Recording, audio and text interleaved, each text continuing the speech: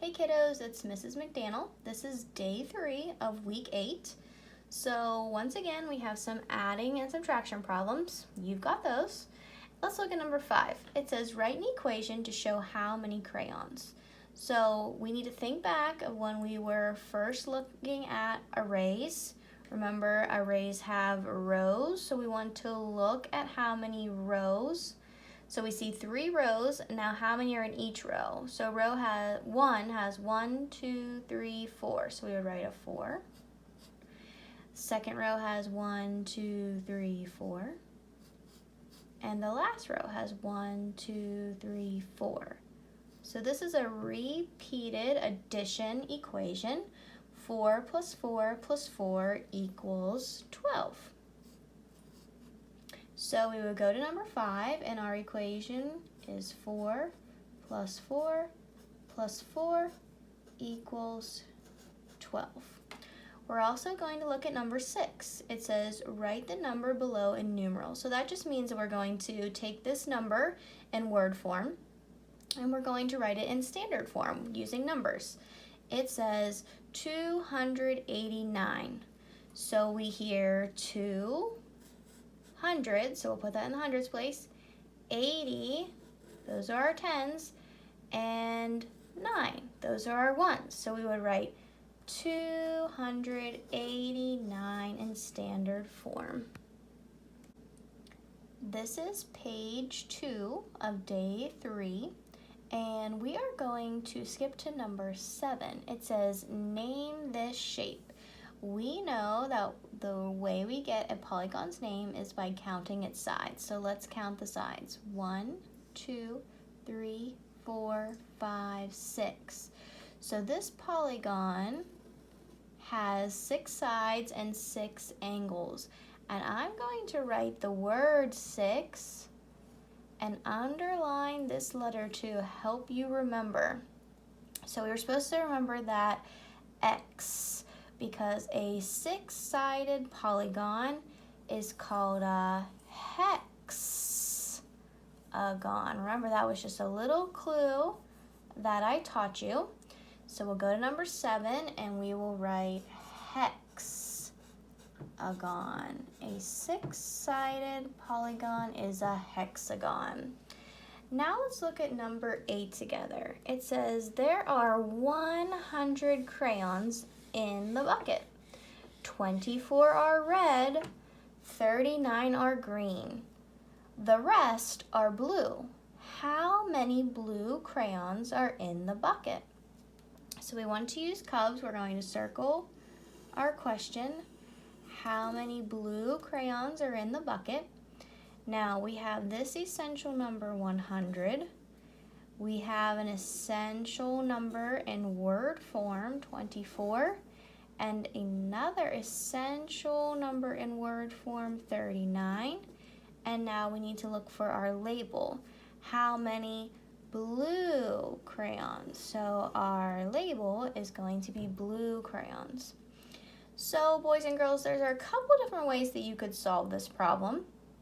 You could start with your total, and you could take out the red crayons. You could take away the green crayons, and all that would be left are the blue crayons. Or you could add the red and green together, and then you would subtract those from the total. So let's do that.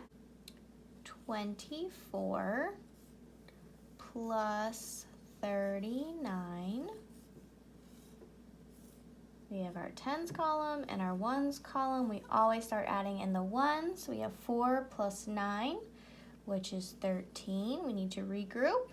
1 plus 2 plus 3 is 6. So we know that there are 63 red and green crayons. So now we know there's a total of 100 crayons. We're going to take away the red and the green, and what will be left are our blue crayons.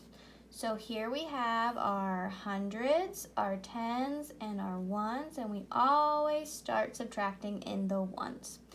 0 minus 3, 3 is on the bottom, so we know big bottom, regroup. Come to the tens column. There are 0 tenths, so we need to go the whole way to the hundreds column. We used to have 100, but now we're going to take that 100 and we're going to break it apart into 10 tens, but that doesn't help us yet. So we're actually going to take another one of those tens away.